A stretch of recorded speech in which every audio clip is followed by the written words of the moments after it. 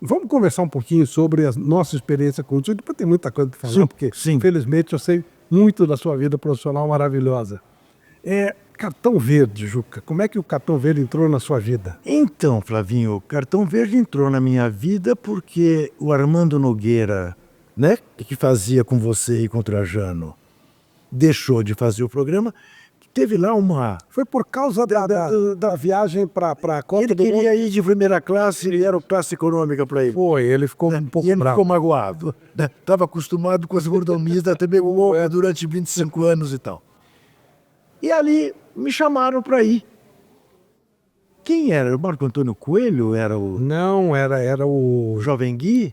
Quem era o diretor? Não, era Roma, Laércio Roma. Era o Laércio. Laércio Roma. Tá. Que foi que me inventou como apresentador, imagina. Tá. O Michel Lourenço falava, não, ele é debatedor, ele debate bem com o apresentador nato. Não, vamos pôr... Você apresentava, mas você debatia. É verdade. Você participava do debate. E acabou sendo uma coisa que marcou época, né, Flávio? Marcou. É impressionante como até hoje há quem me faça referência para mim daquele programa. Eu tenho para mim, não sei até que ponto é uma imodéstia da nossa parte, mas que em termos de mesas redondas, duas estão na história da imprensa brasileira. A famosa mesa redonda Facite, do Rio, né, com Armando Nogueira, João Saldanha, Nelson Rodrigues, né? E o Cartão Verde de São Paulo conosco. Né? E é muito Sem fazer nenhuma comparação. Nada. E é muito curioso porque, por exemplo, um menino lançou o documentário do Romário. Tá. Dando uma entrevista na Jovem Pan, ele disse, puxa, Flávio, estou emocionado de falar com você. Eu era menino, eu te assistia lá no Rio Grande do Sul. Aí entra o Marcelo Paz do Fortaleza. Sim. Tá dando uma entrevista. Pô, Flávio, que legal, eu te assisti o Cartão Verde em Fortaleza. Olha que coisa de doido. Mas é isso. Flavinho, deve acontecer com você também. Eu até brinco. O número, principalmente de coberturas de Copa do Mundo. Agora no Catar aconteceu de novo. Vem uma garotada de Sport TV, de não sei o quê, de ESPN, camiseta e tal. Fala, sou jornalista por sua causa.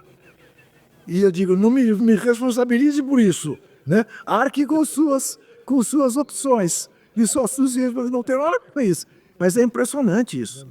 Ou gente que diz para mim, aprendi a ler em placar.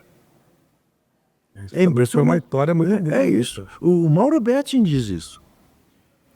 O Joemir, com quem trabalhei na TV Globo, diversas vezes me agradeceu.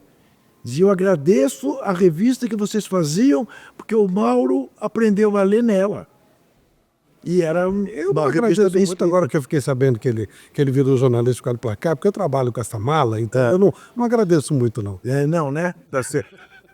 Quem pensa que o Mauro teve que foi muito divertido. E o Mauro, eu sou a única pessoa que desestabiliza o Mauro. Quando eu começo a falar dos títulos do Palmeiras, você pode jogar sapato, João. E isso que ele reconhece que 51 não é mundial, hein? Aí eu falo que é. Aí ele fica maluco. Eu não dou opção a ele. Tá certo. Qual é a minha opção? Você não se formou em jornalismo, ao contrário. Não. Você era formado em ciências sociais. Isso. Pela USP. À época, havia uma certa exigência. Quando eu comecei, eu tinha que fazer jornalismo. Sim. Como é que você acaba entrando no nosso meio? Assim, primeiro, eu não tinha a menor intenção de ser jornalista. Tá? Minha intenção era fazer carreira universitária. O que me ligava ao futebol, porque eu sempre fui muito ligado ao futebol, de ir em caravana do Corinthians e de Ava 4, é que eu queria fazer uma tese de doutorado na sociologia da USP para provar que futebol não era alienante como a nossa inteligência dizia. Perfeito. Que futebol era fator de mobilização, não de alienação. Tá? Entro na faculdade. Imediatamente, a editora Abril resolve lançar a revista Placar. Eu ainda estava no primeiro ano da faculdade. E aí eu sou convidado para ir trabalhar no DEDOC, no Departamento de Documentação e Pesquisa da Abril, para alimentar a revista Placar. Por que você foi convidado? Porque eu tinha um amigo que trabalhava no DEDOC que sabia não apenas da minha paixão pelo futebol, mas eu fazia arquivos, Flávio. Legal. Eu tinha um arquivo do Pelé, eu tinha um arquivo do Corinthians, é claro, anos de fila, tinha um arquivo de basquete, que eu jogava basquete, tinha jogado basquete no Paulistano, e tinha um arquivo de seleção brasileira, com pastas e tudo, de recorte de jornal, tá? E fazia algumas fichas e tal. Ele falou, vai lá. Eu namorava desde os 15 anos, queria me casar, então, vai lá. E eu fui. Para você ter uma ideia, eu vou te falar de nomes que você conheceu. Eu fui entrevistado para assumir este cargo de arquivista pesquisador do DEDOC, para atender placar, pelo Voile Guimarães, Uau. Maurício Azedo, Roger Carlos você não conheceu, Paulo Patarra e mais um, que agora não me lembro quem, Cláudio de Souza, que foi o primeiro diretor de placar, São Paulino, bela figura. E foi o inventor da marca Placar, e foi ele que convenceu o seu Vitor Tivita de fazer Placar e lançar Placar na Copa de 70, né? E dar a sorte do Brasil ser tricampeão. Sim. Então foi assim que Agora, eu estava lá no TEDOC, fazendo minha faculdade, ok?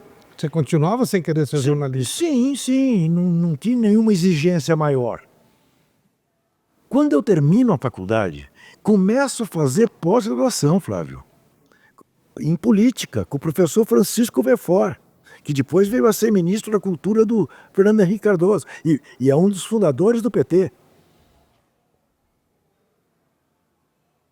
Eu sou convidado para assumir a chefia de reportagem de placar. Eu nunca tinha feito uma reportagem, Flávio. E aí eu falo para o então diretor, o Jairo Regis, mas o Jairo, eu nunca fiz uma reportagem, você quer que eu vá ser chefe de reportagem do Michel Lohance, do Zé Trajano, né? E do Carlos Maranhão? Você está maluco? Né? Eu falei, não, eu preciso da sua organização. Na verdade, queria um organizador. Eu preciso do seu organizador, de um organizador. E eu entro no lugar, sabe de quem? Que era até então chefe de reportagem e sai da Placar para ir trabalhar em 4 rodas, que era mais adequado para ele, Cláudio Karsug. Caramba. Tinha um arquivo que eu usava na Placar, que era chamado de Karsugão. Bom, aí sim, colocou-se a questão do ele não ter diploma. A maioria ali não tinha diploma. Sim. Mas já vinha de outros tempos. Perfeito. Mas aí criou-se, eu não sei exatamente por que intermédio, a questão do jornalista provisionado. Criou-se essa categoria do provisionamento, que vigorou até que se exigiu a obrigatoriedade do diploma. Aqueles que tinham provisionamento tiveram declarado direito adquirido. E aí, então, eu tive o registro Você virou definitivo. jornalista profissional. Exatamente. Que legal.